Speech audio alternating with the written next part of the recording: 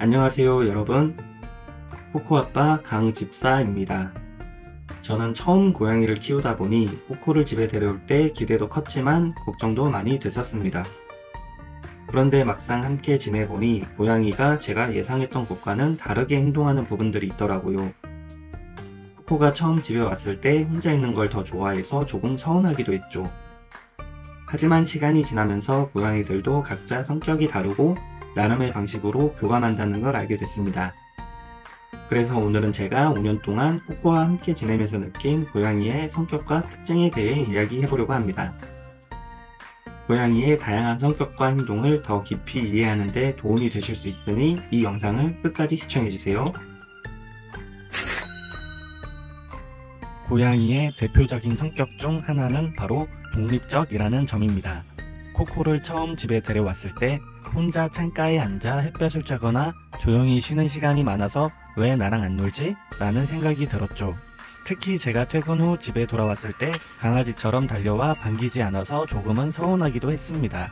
그런데 시간이 지나면서 알게 된 건 고양이들은 혼자만의 시간을 즐기고 그 시간 속에서 스스로 안정을 찾는다는 거였어요.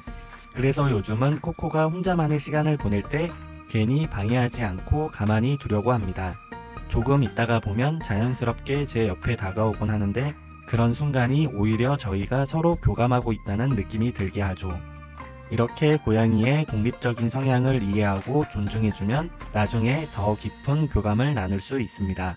혼자만의 시간이 고양이들에게 얼마나 중요한지 같이 키우시는 분들도 꼭 기억해주세요. 고양이들이 정말 중요하게 생각하는 것 중 하나는 규칙적인 생활 리듬입니다. 코코도 매일 아침이면 창가에서 햇볕을 쬐고 간식 시간이 되면 와서 칭얼대고 저녁에 제가 소파에서 쉬고 있을 때면 다가오곤 하죠. 한 번은 제가 주말에 늦잠을 잔 적이 있는데 코코가 아침 간식 시간에 맞춰 와서 계속 저를 깨우더라고요. 그 순간 이 친구도 자기 나름대로의 스케줄이 있구나 라는 걸 새삼 느꼈습니다. 고양이들은 이렇게 일정한 패턴을 통해 자신만의 안정감을 찾는 거죠. 만약 이 리듬이 깨지면 고양이들이 예민해지거나 스트레스를 받을 수 있습니다. 한 번은 바쁜 일정 때문에 며칠 동안 놀아주는 시간을 많이 줄였더니 코코가 짜증을 내고 예민해지더라고요. 그 이후로는 코코의 생활 리듬을 최대한 존중하려고 노력하고 있습니다. 특히 식사와 놀이 시간은 고양이들에게 안정감을 주는 중요한 요소이기 때문에 바쁜 일상 속에서도 최대한 지키려고 합니다. 고양이들은 호기심이 많지만 동시에 굉장히 신중한 성격을 가지고 있습니다. 코코도 새로운 물건이나 가구가 집에 들어오면 바로 다가가는 게 아니라 멀리서 한참을 지켜본 뒤에야 천천히 다가와서 냄새를 맡고 탐색을 시작하죠. 이럴 때는 고양이가 충분히 탐색할 수 있도록 기다려주는 게 중요합니다. 예전에 집에 캣타워를 처음 들여놓았을 때 코코가 캣타워를 한참 동안 지켜보더니 어느 날 갑자기 거기서 낮잠을 자더라고요.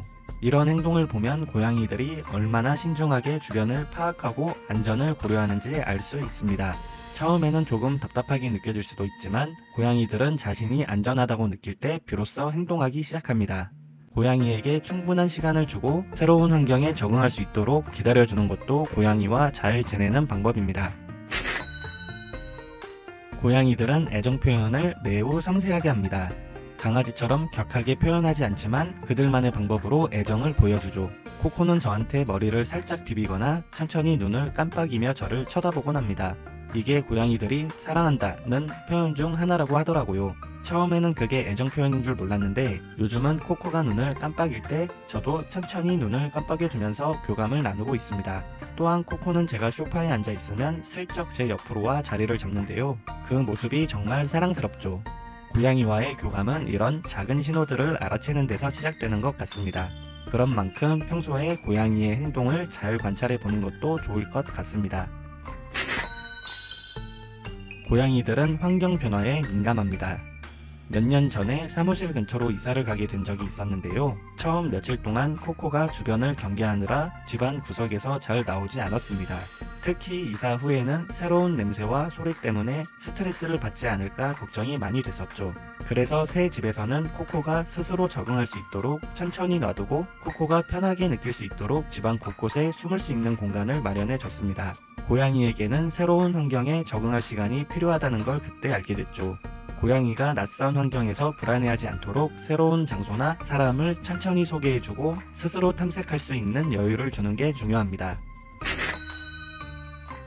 마지막으로 고양이들은 생각보다 감정이 굉장히 풍부한 동물입니다.